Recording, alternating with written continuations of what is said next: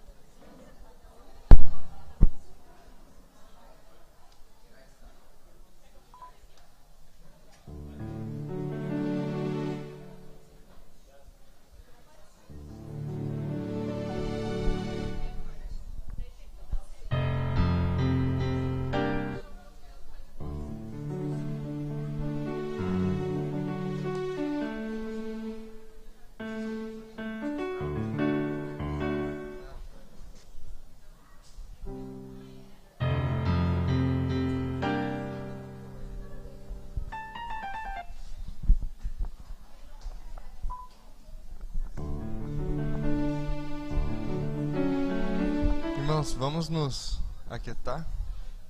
Vamos voltar aqui para voltarmos remir o tempo. Vamos cantar esse hino antes de continuar.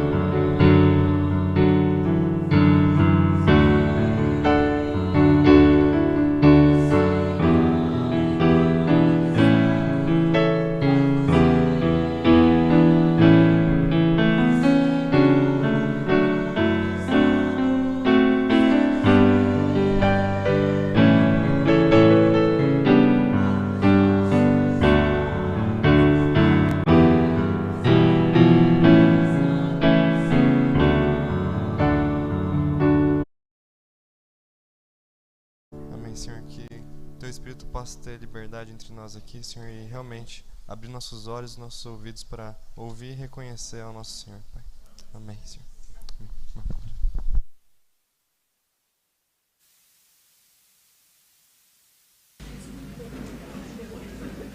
Obrigado,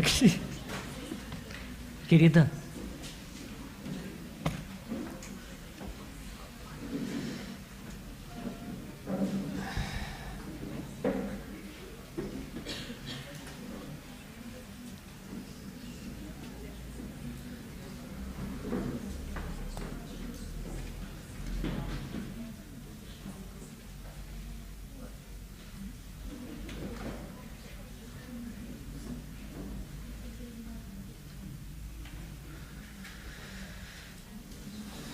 Vamos abrir as nossas Bíblias, irmãos, no livro de Josué, capítulo 7.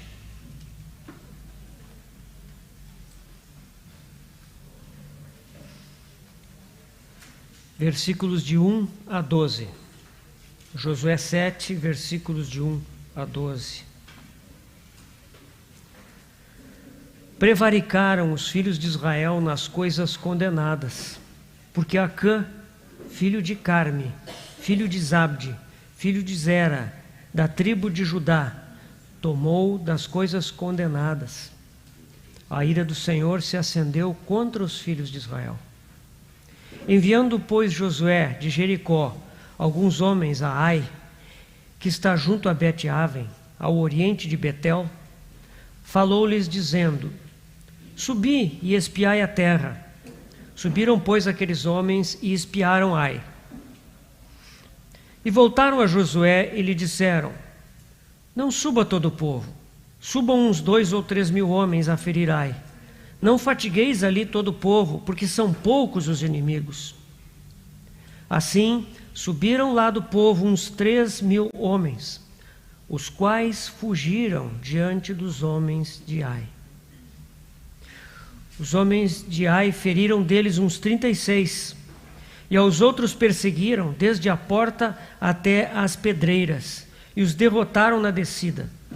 E o coração do povo se derreteu e se tornou como água.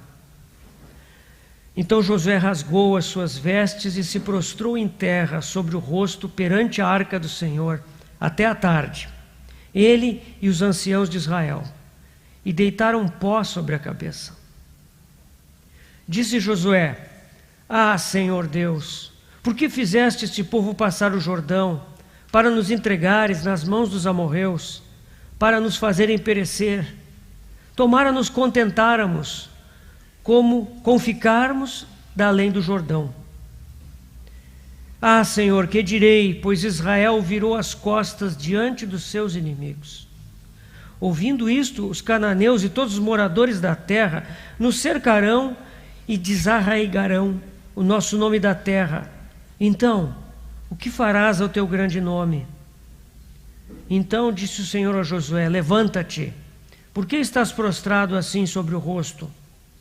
Israel pecou e violaram a minha aliança, aquilo que eu lhes ordenara, pois tomaram das coisas condenadas, e furtaram, e dissimularam, e até debaixo da sua bagagem o puseram. Pelo que os filhos de Israel não puderam resistir aos seus inimigos, viraram as costas diante deles, porquanto Israel se fizera condenado. Já não serei convosco, se não eliminardes do vosso meio a coisa roubada. Capítulo 8, 1 e 2. Obrigado.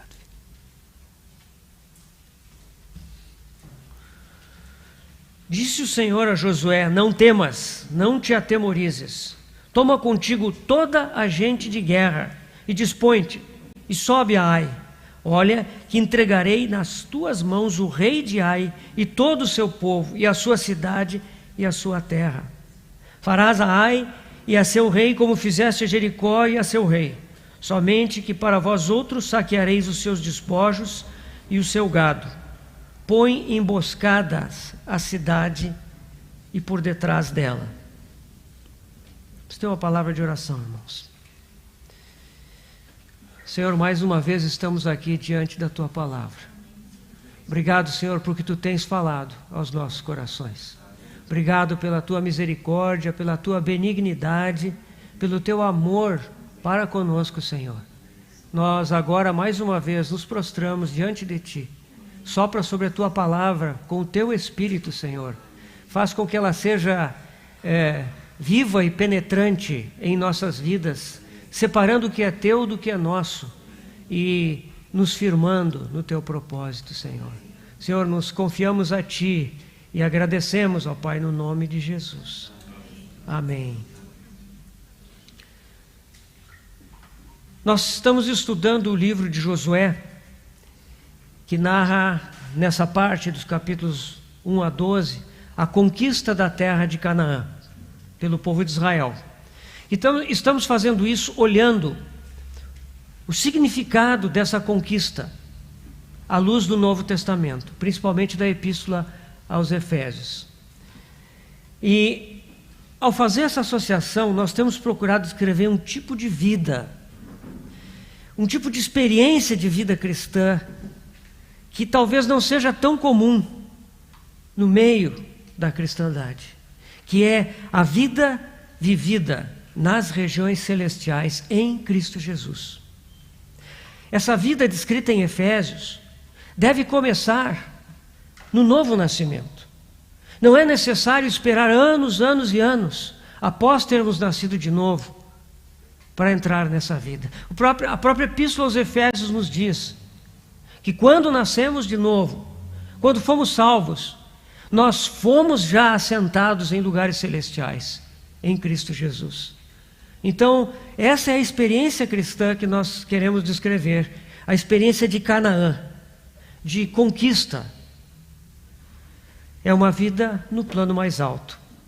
É uma vida também, irmãos, que é vivida coletivamente. Ela não é uma vida meramente individual. Ela tem o seu aspecto individual. Nós precisamos buscar essa vida individualmente, viver essa vida em Canaã e de conquista individualmente. Mas teremos que ter ao nosso lado nossos irmãos e irmãs, para que realmente possamos possuir as riquezas insondáveis de Cristo, hoje, na nossa vida aqui e agora. Nós vivemos em dias de muita confusão. Nós vivemos em dias de muita insegurança, incertezas políticas, incertezas econômicas, guerras, rumores de guerras, temores quanto a uma crise mundial. Recentemente tivemos uma pandemia que assolou o mundo todo e interrompeu as atividades da humanidade por cerca de 2 anos. Milhares morreram. Hoje em dia, tendo passado a pandemia, parece que isso foi esquecido. Esquecemos que Deus intervém na história dos homens, está intervindo de uma forma forte, vigorosa, nos mostrando que em breve o nosso Senhor Jesus vai voltar. E os reinos desse mundo se tornarão de posse do reino de Deus e do seu Filho Jesus Cristo.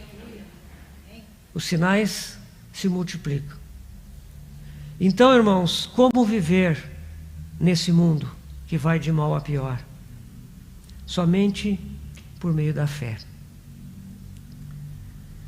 Hebreus 11 nos mostra que a nossa fé, ela deve ser capaz de entrar no Santo dos Santos além do véu e viver nessas regiões celestiais que a Epístola aos Efésios nos descreve.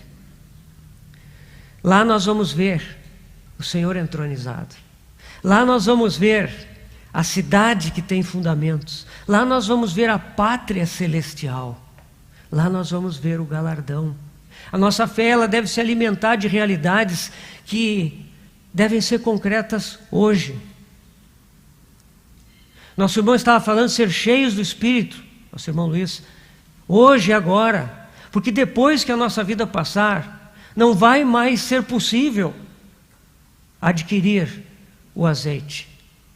Então, irmãos, é tempo de hoje nós vivermos à luz da eternidade e enxergarmos essas realidades celestiais, não como coisas futuras que eu estou esperando um dia, mas como realidades vivas que orientam o meu caminhar hoje. Isso é viver em Canaã. Como já dissemos, Canaã não é o céu. Canaã é conquistar aquilo para o qual nós fomos conquistados em Cristo Jesus. Hoje, agora, a nossa herança. Isso é viver Canaã. E nós somos chamados a viver a vida de Canaã hoje. O Senhor Jesus, lá em Mateus, no Sermão do Monte, nos ensinou um modelo de oração, chamada oração dominical. Alguns chamam de Pai Nosso, porque começa mencionando o nome do Pai. Tem um trecho dessa oração, irmãos, que diz assim: faça-se a tua vontade, assim na terra como no céu. O nosso viver aqui na terra hoje é um viver de conhecer a vontade do Senhor no céu e trazer essa vontade em oração para a terra. Mais adiante, no capítulo 16 de Mateus, o Senhor fala que para Pedro, que ele vai dar a ele as chaves do reino dos céus. O que ligares na terra terá sido ligado nos céus, o que desligares na terra terá sido desligado nos céus. E no capítulo 18, esse privilégio, essa prerrogativa é passada para os demais discípulos. Então hoje nós somos instrumentos, vasos do reino de Deus, para trazer as coisas celestiais a se tornarem reais aqui na terra. A vontade do Senhor deve ser realizada, e nós somos aqueles que intercedem para que isso aconteça. E aquilo que não é a vontade do Senhor, nós devemos desligar, desativar em oração. Então o nosso chamamento, irmãos, é um chamamento para viver à luz das coisas celestiais.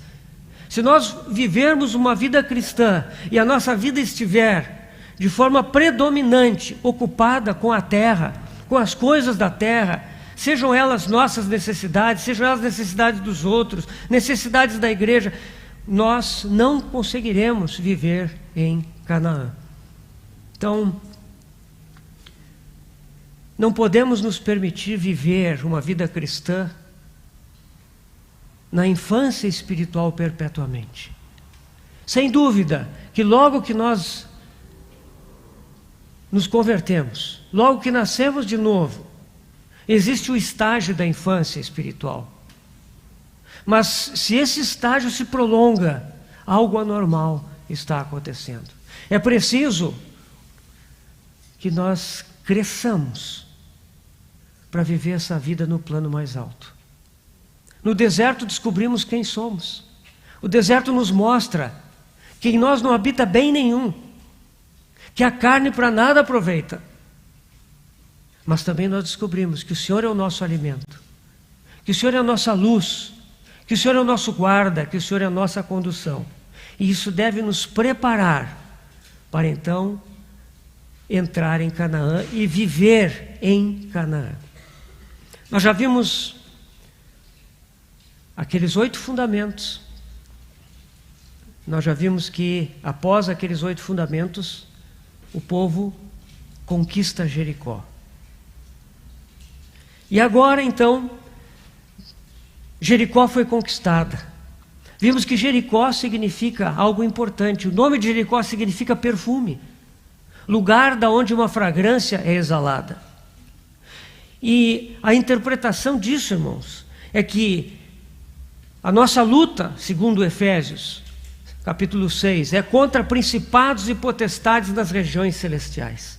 Então aqui em Canaã nós encontramos que a fragrância, o perfume de Cristo, ele está encarcerado, encerrado naquela cidade com aquela dupla muralha, uma externa e outra mais interna. Ali a fragrância de Cristo está encerrada. E hoje nós vemos, na experiência da igreja de Deus, como o perfume de Cristo precisa ser liberado. Como a igreja, ao invés de apresentar a si mesma, ao invés de apresentar os seus expoentes, os seus pregadores, os seus serviços, A igreja deve simplesmente ser quebrada para que a fragrância de Cristo apareça. Para que o perfume de Cristo seja conhecido. Não é à toa que Jericó é a primeira cidade que precisa ser conquistada. Jericó é a porta de Canaã. Sem a conquista de Jericó, Canaã não pode ser conquistada. E sem a fragrância de Cristo nas nossas vidas e na vida da igreja, o propósito de Deus jamais será alcançado. Cristo precisa ser visto, Cristo precisa ser exalado, Cristo precisa ser sentido, percebido na sua fragrância, na sua preciosidade. A casa precisa ficar cheia do perfume. O caminho de conseguir, de alcançar essa fragrância, é ir até o Monte da Mirra, o outeiro do incenso. E nós sabemos que isso fala da cruz do nosso Senhor Jesus e da nossa comunhão com a sua morte, para que a sua vida se manifeste em nós. É no Monte da Mirra, no outeiro do incenso, na colina do Calvário, que nós colhemos aquelas sementes para plantar o nosso jardim. E então o vento do Espírito Santo vem e sopra sobre aquelas plantas aromáticas e a fragrância de Cristo é sentida. Agora nós devemos então seguir em frente. Em Deuteronômio 27, versículos de 1 a 5, nós vemos que Israel, quando entrasse na terra prometida, em Canaã, o povo de Israel deveria ir a uma cidade chamada Siquém. Essa cidade é localizada mais ou menos no centro da terra de Canaã. Junto a essas cidades estão o Monte Ebal e o Monte Gerizim. E lá então, o povo de Israel deveria erigir um altar, oferecer sacrifícios e proclamar as bênçãos e as maldições, conforme Deus havia dito. Então agora, Josué tem que subir. Acho que pode colocar. Israel agora tem que subir as montanhas da Judéia. Então aqui, o povo de Israel estava em Sitim, nas Campinas de Moabe, e daqui então eles vieram, atravessaram o Jordão, acamparam em Gilgal, próximo de Jericó. Aqui então, em Jericó, após a batalha de Jericó, eles deveriam se dirigir a Ai, que está aqui, né? Então, o Jordão, Jericó, Gilgal, e aqui, essa parte já são as montanhas da Judéia, né? Que separam o Vale do Jordão do outro vale que está diante do mar Mediterrâneo. Então aqui de Jericó eles deveriam ir até Ai, né, que está aqui, que é a primeira cidade na subida da cadeia montanhosa. Bem próximo de Ai está outra cidade, Betel. Tá? Então aqui está o caminho, esse aqui é o caminho subindo o monte para ir até Siquém, onde está o Monte Ebal e o Monte Gerizim. Tá? Pode passar o próximo. Então, o que o povo de Israel fez? Né? Aqui é o deslocamento até Ai, mas isso aqui nós vamos ver, vamos comentar essa imagem depois. Então, nós lemos aqui no capítulo 7 que o povo de Israel se deslocou em direção a essa cidade e Josué achou por bem enviar 2 espias, ou melhor, alguns homens a Ai, né? Aqui não diz que são só 2, e eles foram espiar. Só que o versículo 1 nos dá uma informação que era desconhecida de Josué e dos anciãos de Israel. ele nos fala de um pecado que foi cometido, uma desobediência clara ao que Deus havia ordenado em relação à conquista de Jericó. Eles não sabiam disso. Josué, então, envia os espias até Ai. E eles voltam com um relato surpreendentemente positivo e algo presunçoso também. Não suba todo o povo, dizem os espias. Subam uns 2 ou 3 mil homens a ferir Ai. Não fatigueis ali todo o povo, porque são poucos os inimigos. Percebam aqui, irmãos. Seguidamente, Israel volta a Gilgal. Aqui não há menção de retorno a Gilgal. Josué envia de Jericó alguns homens a Ai. Logo em seguida da vitória, esses espias são enviados. Não há retorno a Gilgal. Mais adiante no livro, esses retornos voltam a acontecer, né? Gilgal, você sabe, é o lugar da circuncisão. É o lugar onde a espada do Espírito corta, né? Separa o que é da alma e o que é do Espírito. Separa o que é a operação da vida velha, da vida segundo a alma. É preciso sempre retornar a Gilgal. Não houve esse retorno. De alguma forma, alguns voltaram, porque Acã voltou a Gilgal para colocar as coisas que não devia ter pegado embaixo da sua tenda. Então, Josué resolve atender ao conselho daqueles espias. É surpreendente que Josué, de forma assim muito descuidada, acatou aquele relato e enviou aqueles 3 mil homens. E os irmãos sabem o que aconteceu, né?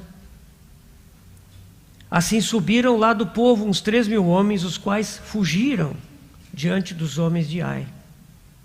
Os homens de Ai feriram deles uns 36, e aos outros perseguiram desde a porta até as pedreiras, e os derrotaram na descida. E o coração do povo se derreteu e se tornou como água. Meus irmãos, um dos momentos mais perigosos para nós, em nossas vidas, é o momento posterior às nossas vitórias espirituais. Quando o Senhor nos dá uma vitória, quando o Senhor nos permite conquistar alguma coisa, nós ficamos entusiasmados, ficamos empolgados e algumas vezes autoconscientes demais com relação ao nosso poder e à nossa capacidade. E esse é um passo certo na direção do tropeço.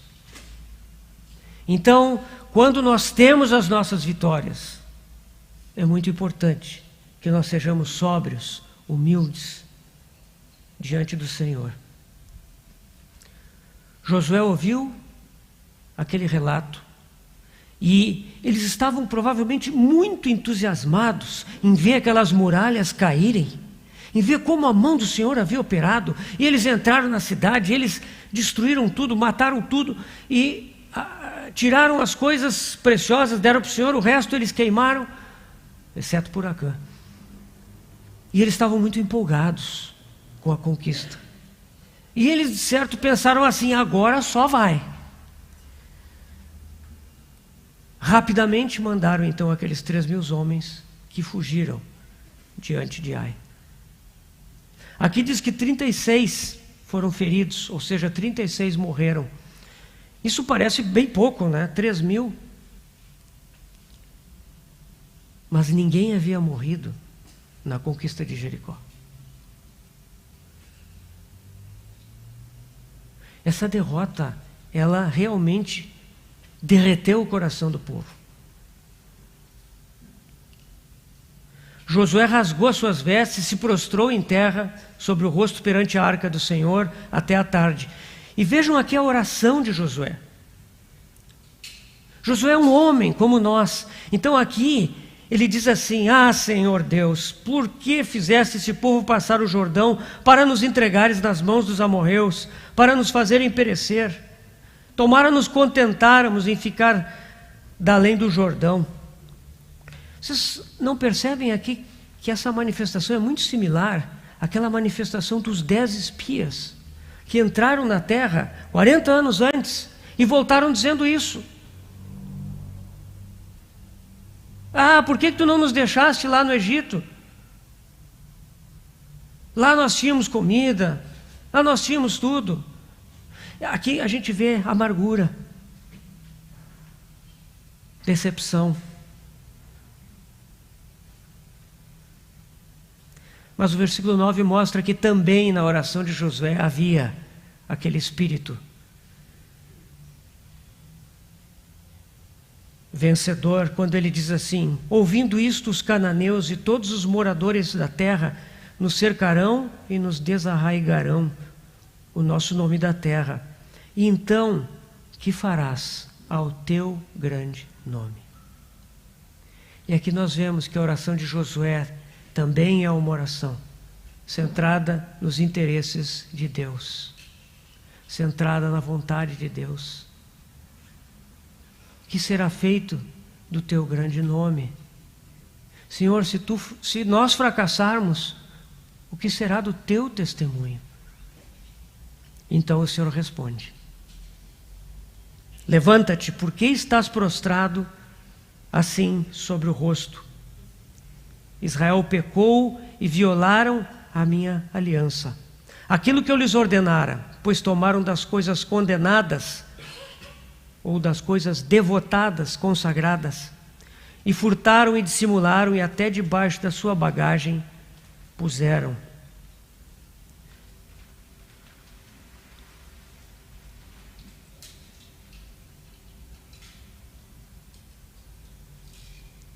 Aqui, irmãos, nós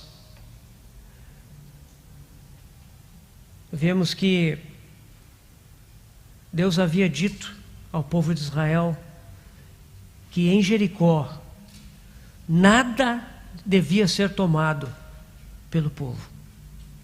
O povo de Israel conquistaria aquela cidade, mas o despojo da cidade teria 2 destinos.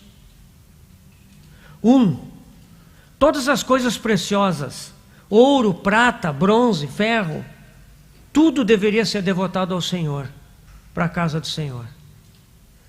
As outras coisas todas, elas deviam ser colocadas no fogo, queimadas. E aqui nós vemos que Acã, quando ele pecou por 2 razões. Ele tomou para si aquilo que era de Deus. E ele também tomou para si aquilo que Deus proibia ser tomado. A capa babilônica, ela fala do mundo e das coisas que há no mundo. Se fosse hoje em dia, essa capa seria, sei lá eu, de uma marca famosa, né? Versace, Yves Saint Laurent, sei lá eu qual é a grife, né? Daquelas que só se encontram naquelas lojas de shopping que são caríssimas, né? E o Acã viu aquela capa babilônica, tinha vindo da Babilônia. Que maravilha! Ele não pôde resistir. Botar isso no fogo é um desperdício. Mas isso é o mundo. Isso são as coisas que há no mundo. Meus irmãos, isso é inofensivo, talvez num outro contexto. Mas se você está em Canaã, se você se consagrou ao propósito de Deus, se você está batalhando nos combates do Senhor, não tem lugar para a capa babilônica.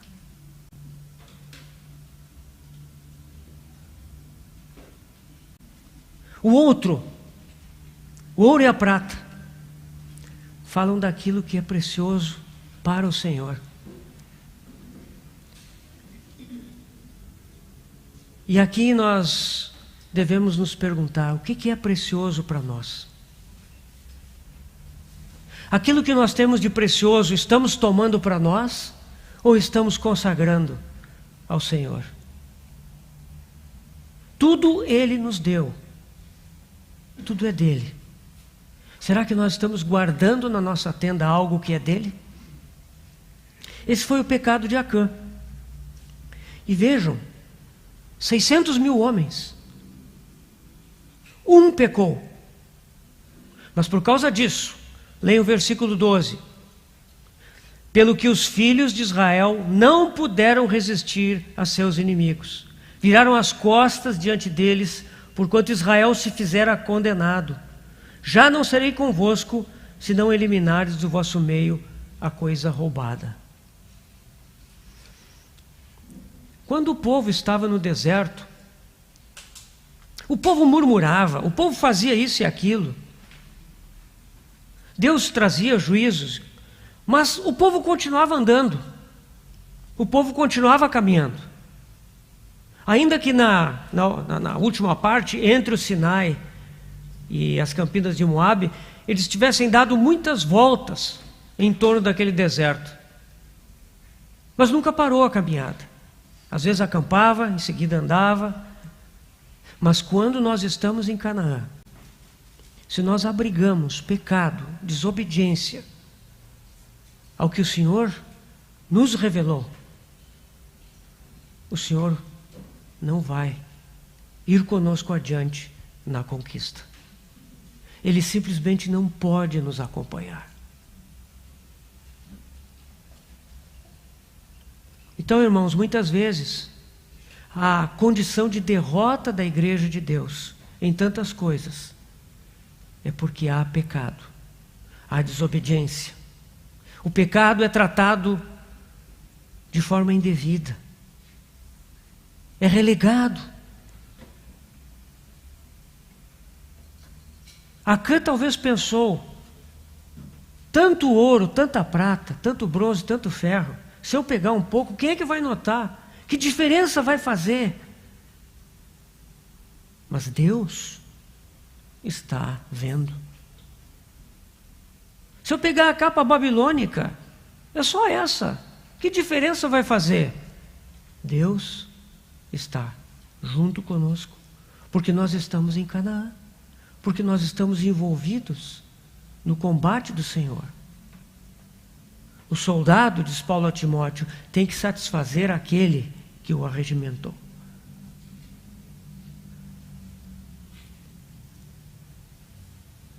Isso mostra, irmãos, que a realidade espiritual na nossa vida é fundamental quando nós estamos em Canaã. A nossa vida tem que ser real. Não pode haver dissimulação. Acã achou que ele podia agradar a si mesmo, viver nesse mundo e ao mesmo tempo agradar a Deus e combater os combates do Senhor. Não é possível isso. Não é possível. E por isso ele teve que ser julgado. A partir do versículo 14, nós vemos que houve um processo de investigação. É um processo de investigação, eu creio, irmãos, com oportunidade de arrependimento.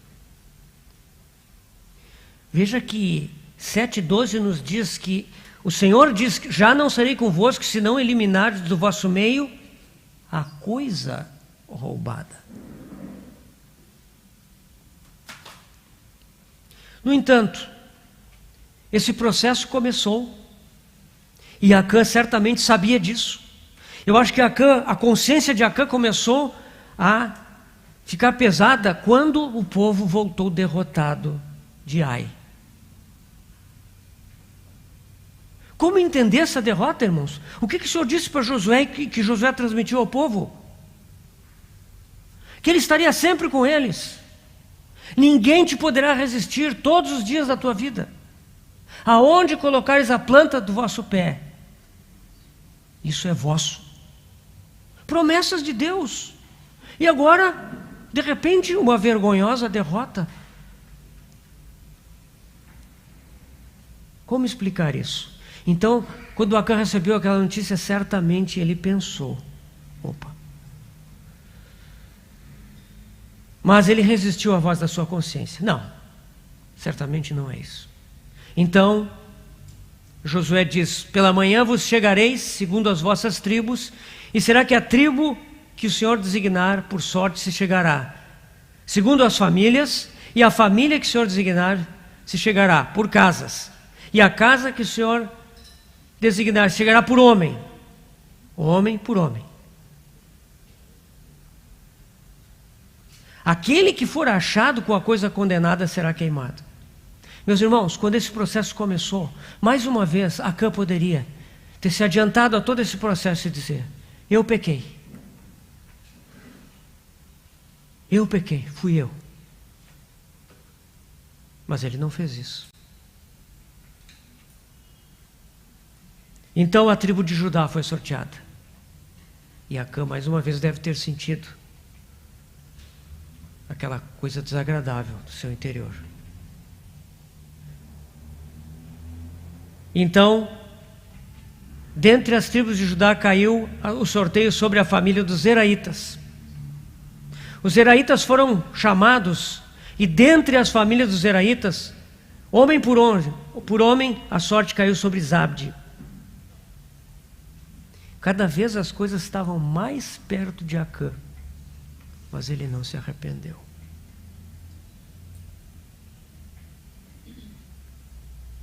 E aí, fazendo chegar a sua casa homem por homem, a sorte caiu sobre Acã. Acã seguiu escondendo o seu pecado e revelou um perverso coração de incredulidade. Ele não acreditou que Deus fosse notar ou se preocupar com o seu pecado, com a sua desobediência flagrante contra o mandamento do Senhor.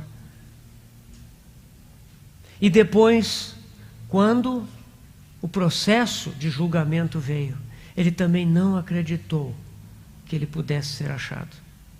Mas ele foi achado. E isso o condenou a ser eliminado. Todos nós, irmãos, todos nós falhamos. Todos nós erramos.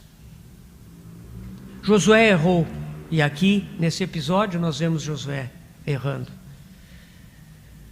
Ao pecar, por presunção, por impulsividade, precipitação. Mas quando nós insistimos em pecar e acobertar e esconder, isso nos mostra um coração dividido, cheio de duplicidade.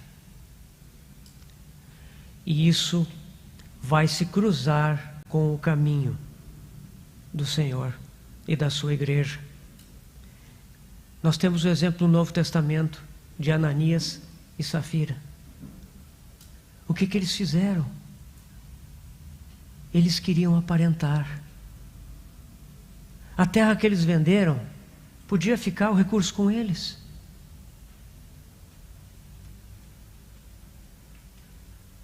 Mas eles venderam e disseram que estavam dando todo o valor. Presunção. Pedro discerniu que eles estavam mentindo e disse: vós mentistes ao Espírito de Deus. E por causa disso, ele e a esposa, que haviam combinado esse tipo de coisa, morreram naquele mesmo momento. Então nós vemos aqui, irmãos, que andar em Canaã é algo sério. A santidade do Senhor é algo sério. Nós não temos razão para temer o Senhor, irmãos. Porque o Senhor sabe que nós somos pecadores. Ele sabe que nós falhamos. Mas quando nós insistimos nos nossos caminhos, acobertamos as coisas erradas que fazemos, deixamos de nos expor diante do Senhor, e quando necessário diante dos irmãos, então nós estamos trazendo condenação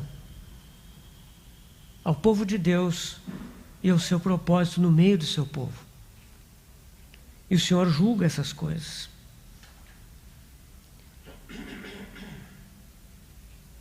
Então nós chegamos no capítulo 8.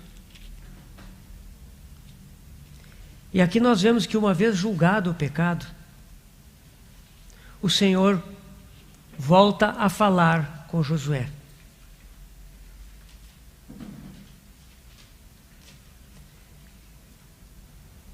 Disse o Senhor a Josué: não temas, não te atemorizes, toma contigo toda a gente de guerra e dispõe-te e sobe a Ai. Olha que entreguei nas tuas mãos o rei de Ai, o seu povo e a sua terra. É tão maravilhoso que o Senhor volta a falar com os seus filhos aqui.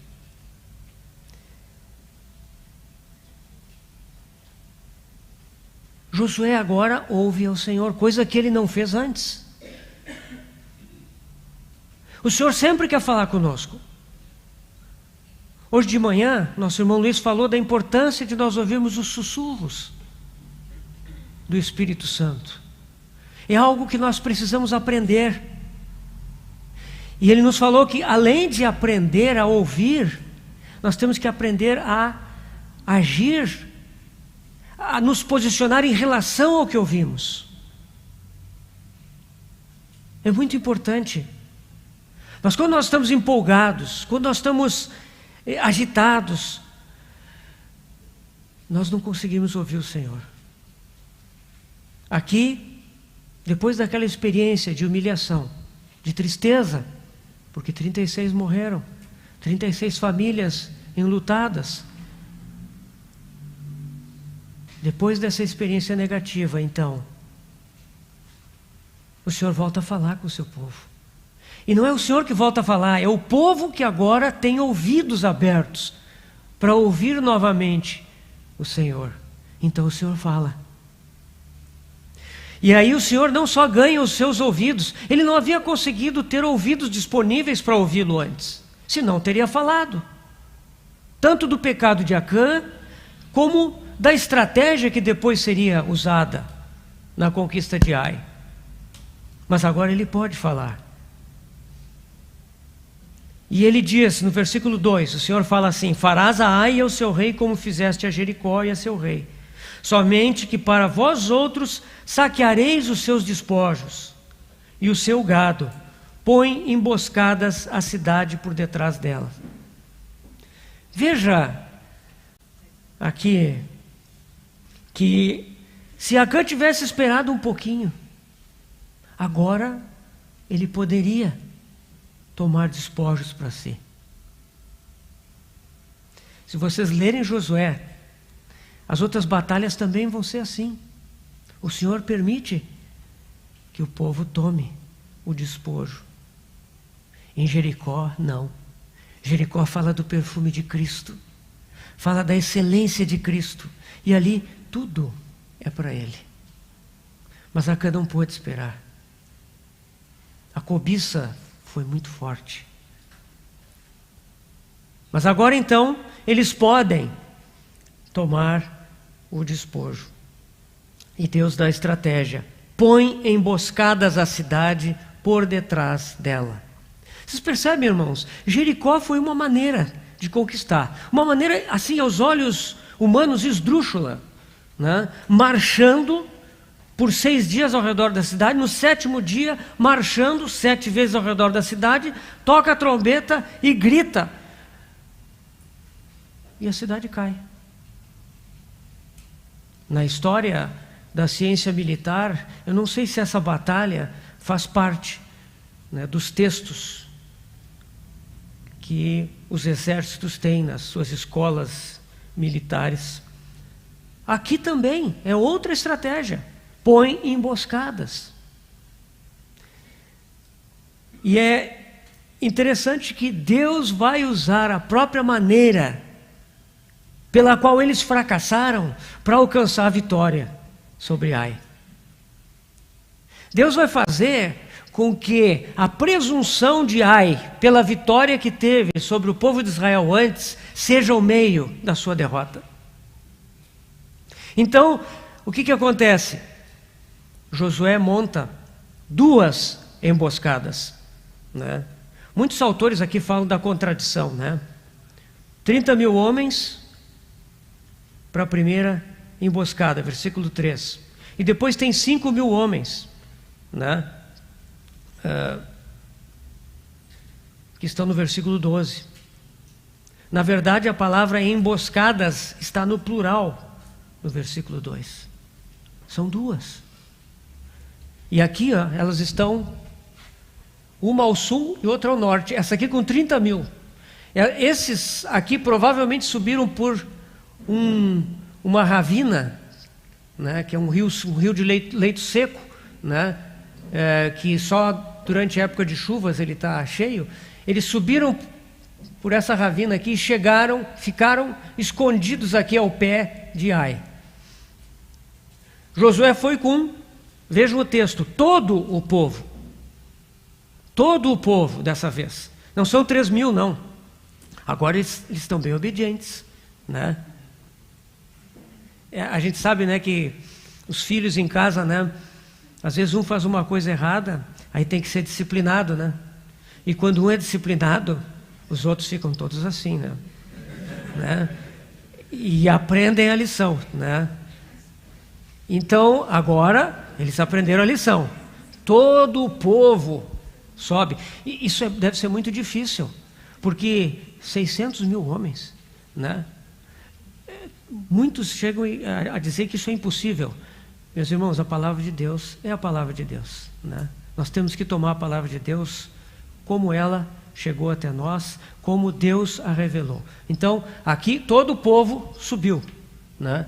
E os 5 mil vieram aqui ao norte e fizeram uma emboscada entre Ai e Betel. Se vocês lerem o texto, vão ver que Ai e Betel eram cidades associadas. Cidades que tinham uma aliança. Elas são muito próximas e elas têm uma aliança entre si. No versículo 17 do capítulo 8 nos é dito: nenhum só homem ficou em Ai, nem em Betel.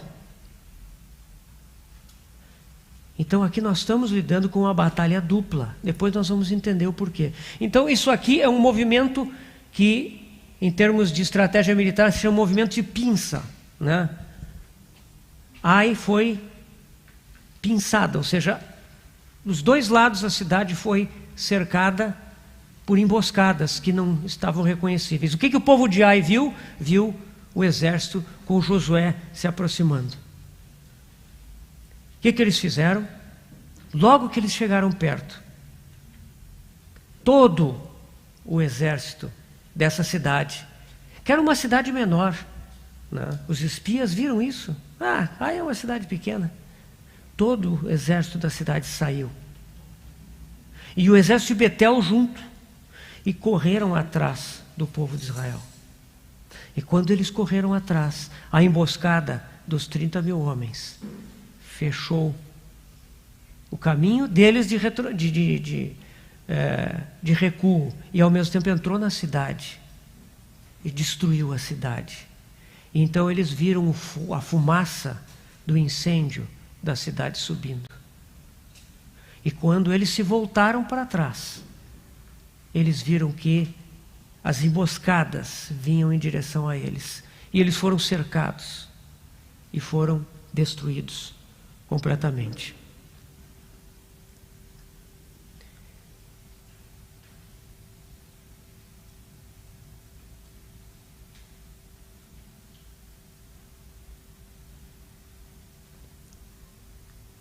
Aqui nós vemos que, às vezes, irmãos, uma coisa que a gente pode se perguntar é o que justifica Israel fazer essa carnificina que fez nesse tempo. Às vezes é algo que justifica algumas teologias que dizem que o Deus do Antigo Testamento é um, o Deus do Novo é outro, né? Tem intérpretes incrédulos, pagãos, que dizem esse tipo de coisa. Meus irmãos, Deus sempre julga. Deus julgou através do dilúvio. Deus julgou Sodoma e Gomorra. Deus segue julgando hoje em dia. Ele tem os seus modos de julgar, de intervir na história e fazer aquilo que lhe apraz. Essa pandemia que nós tivemos foi um exemplo. Deus julga, Deus intervém na história dos homens quando necessário. Em Gênesis 15, de 15 a 16, Deus fala com Abraão e diz: e tu irás para teus pais em paz, serás sepultado em ditosa velhice. Na 4ª geração tornarão para aqui, porque não se encheu ainda a medida da iniquidade dos amorreus. Veja que aqui Deus fala profeticamente, falando do futuro para Abraão. Não se encheu ainda a medida de iniquidade dos amorreus. 600 anos se passaram até Josué chegar a Canaã. Nesses 600 anos, houve certamente oportunidade de arrependimento. Mas eles, ao contrário, se aprofundaram nos seus pecados, nos seus envolvimentos com as trevas, nas suas práticas pagãs e nas suas abominações diante de Deus. Por causa disso agora, eles teriam que ser julgados. Deus julga, irmãos. E na antiga aliança, Deus usou o seu povo terreno para julgar. Eles foram usados como mão do juízo de Deus. E é por isso que essas coisas ocorrem. Esses povos eram tão degenerados, tão corrompidos, que se eles fossem deixados vivos, eles destruiriam a fé de Israel. E nós sabemos que a história posterior vai revelar como eles nunca chegaram a conquistar completamente como deveriam. Eles foram grandemente debilitados. Veja o tempo dos juízes, ao ponto de quase que arruinar em definitivo o testemunho de Israel na terra. Por isso que eles tiveram que, a atitude que eles tinham que ter era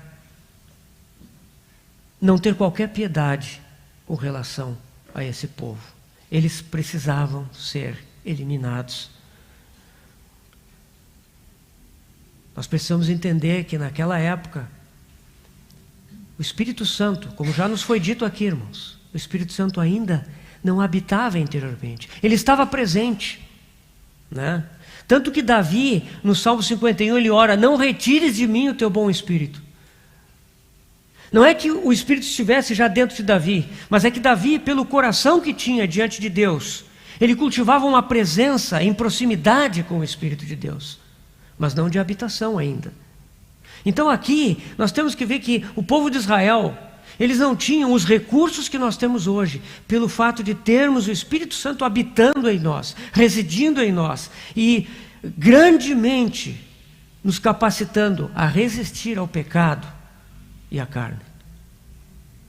Hoje a nossa ação não é a mesma de Israel.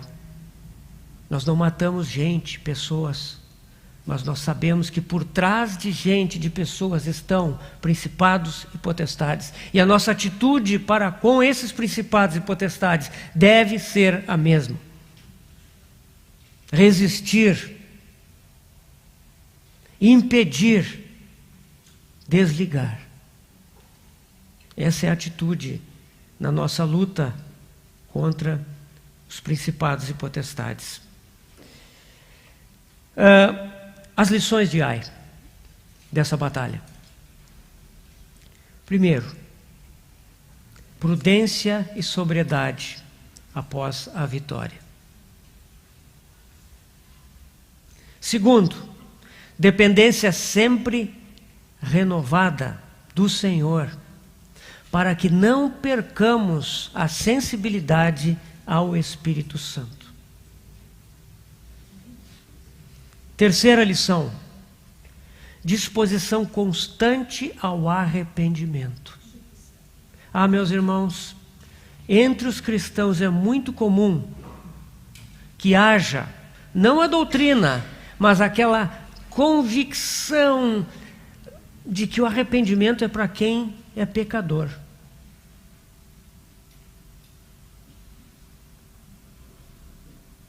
Nós devemos cultivar uma disposição ao arrependimento. Diante de Deus sempre. E sempre que envolver pessoas, diante das pessoas.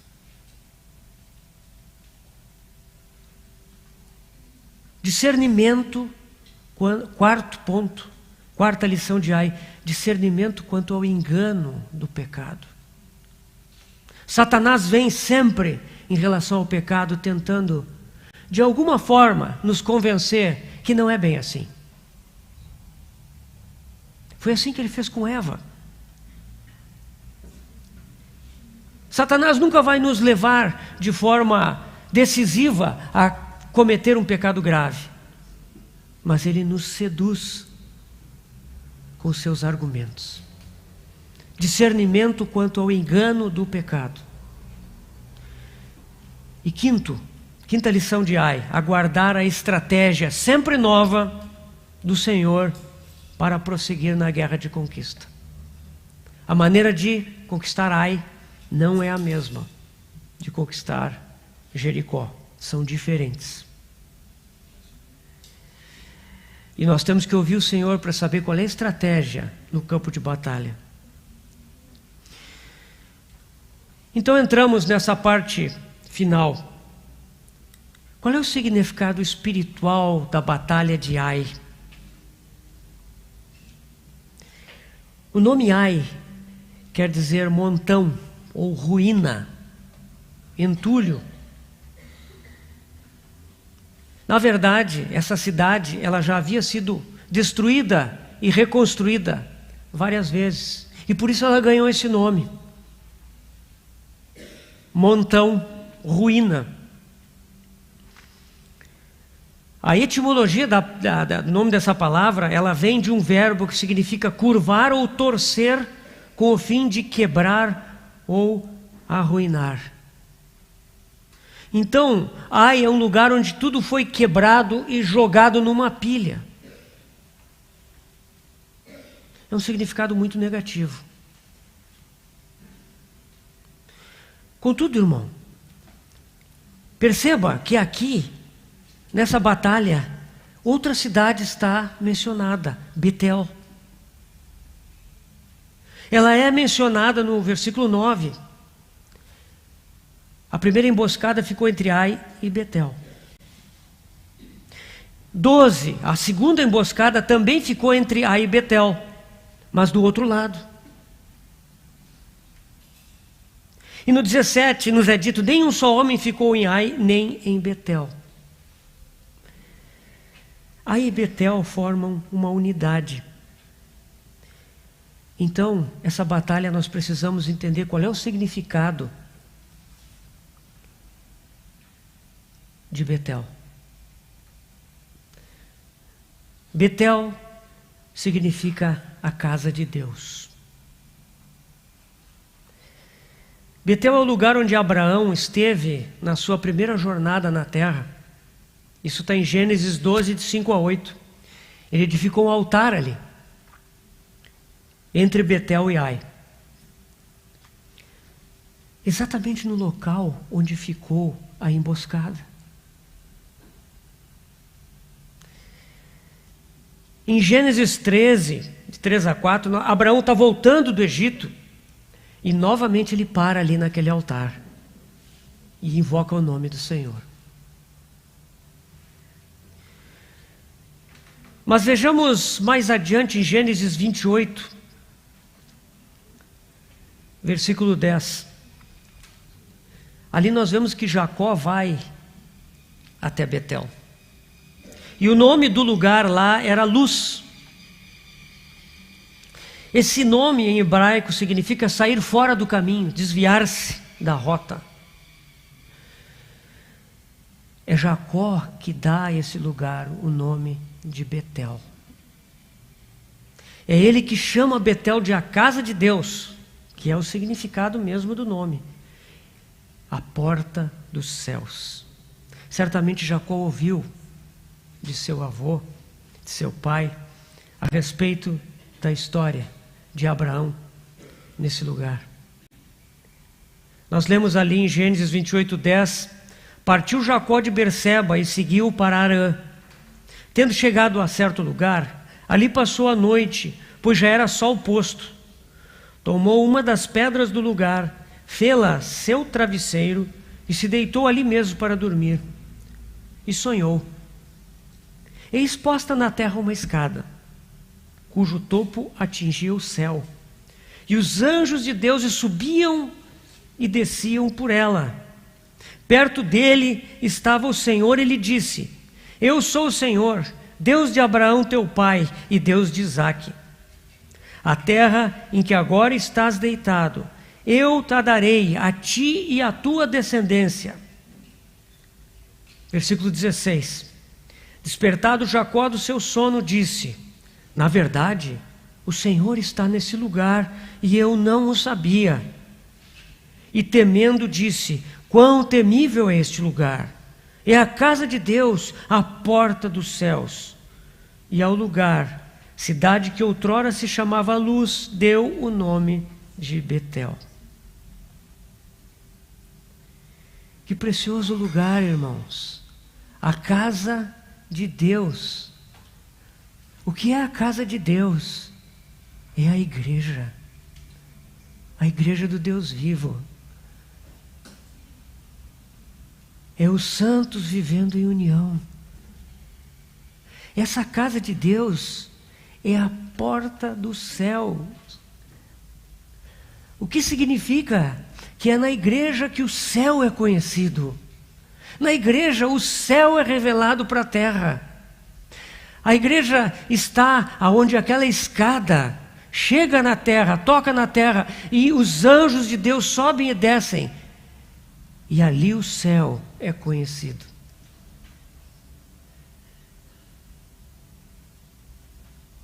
Em João 1,51 o Senhor disse: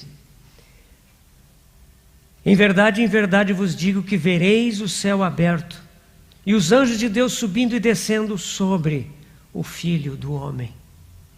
Essa escada é o nosso Senhor Jesus.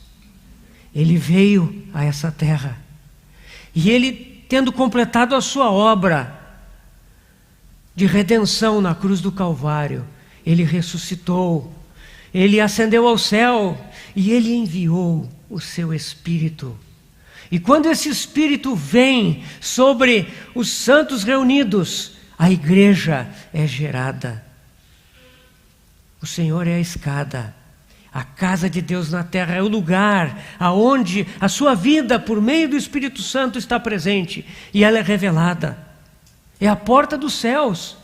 Ali estão pessoas que vivem de acordo com o céu.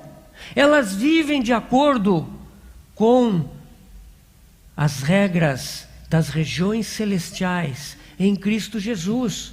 Ali vivem pessoas que vivem uma vida sem explicação. Uma vida como ninguém vive nessa terra. Não porque eles façam alguma coisa de diferente, mas porque neles habita o Espírito Santo de Deus. Essas pessoas não são apenas indivíduos, elas são famílias. E essas famílias vivem de uma forma que testifica do céu. Maridos que amam suas mulheres, mulheres que amam seus maridos, filhos que se relacionam com seus pais e pais com seus filhos, de uma forma que essa terra não conhece. É o céu revelado na terra. Quando eles estão juntos, eles testificam do seu amor ao Senhor. Eles expressam o céu na terra. Isso é Betel.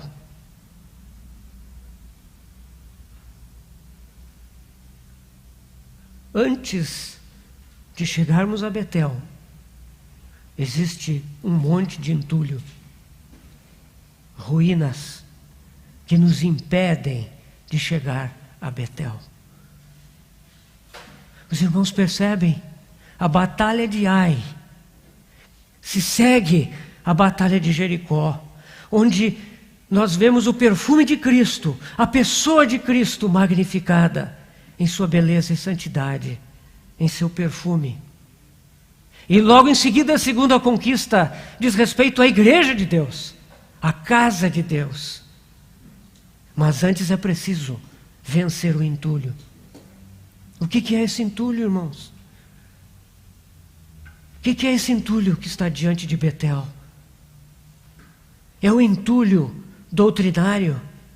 é o entulho teológico, é o entulho filosófico, é o entulho das experiências, é o entulho das lideranças humanas, é o entulho de tradições, usos e costumes, de coisas exteriores. É o entulho do homem tomando a frente naquilo que deve ser só do Senhor. Enquanto esse entulho não sai da frente, nós não chegamos a Betel. Nós não vemos a casa de Deus, nem a porta dos céus.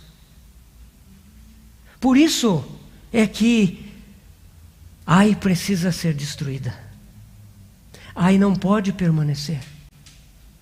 Ai deve ser um lugar aonde os filhos de Deus estão reunidos, mas somente o perfume de Cristo é percebido.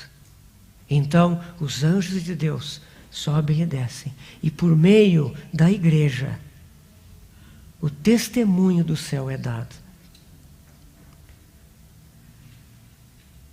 Tudo que nós acrescentamos a Cristo é entulho, é ruína. As preciosidades de Cristo que nós aprendemos, nós transformamos em doutrinas, em tradições, em leis, em tantas coisas, irmãos. E o nome do Senhor fica por trás dos nossos entulhos. Hoje, na batalha de Canaã, após Jericó, nós temos a batalha de Ai e Betel. As duas cidades estão juntas. Ai precisa ser destruída sem misericórdia, para que Betel seja alcançada. Não há descrição da batalha de Betel. Ela foi conquistada, e o seu rei também. Está na lista lá de Josué 12. Mas por que não há batalha? Porque no momento que esse entulho que nós colocamos na igreja é removido, imediatamente a casa de Deus aparece. O testemunho de Jesus Cristo aparece. E os filhos de Deus reunidos em simplicidade e pureza, na força e poder do Espírito Santo, testemunham da realidade celestial de Canaã. A vida nas regiões celestiais, em Cristo Jesus. Esta é a segunda batalha de Canaã. Que o Senhor nos abençoe. Vamos orar. Senhor amado, nós te agradecemos, porque Tu nos salvaste de forma maravilhosa, pelo Teu precioso sangue derramado. Mas não apenas nos salvaste, Senhor, como indivíduos, enviaste também o Teu Espírito, para que juntos pudéssemos viver como casa Tua, igreja Tua. Senhor, nós queremos, antes da Tua vinda, viver a vida da Tua casa. Na verdade, Senhor, queremos apressar a Tua vinda, vivendo a vida da Tua casa em pureza, para que Tu tenhas essa noiva que Tu desejas e possas vir. Então, Senhor, aquece o nosso coração. Oh, Senhor, nós queremos viver a experiência de Betel. Então, nós confiamos em Ti, porque só Tu podes fazer.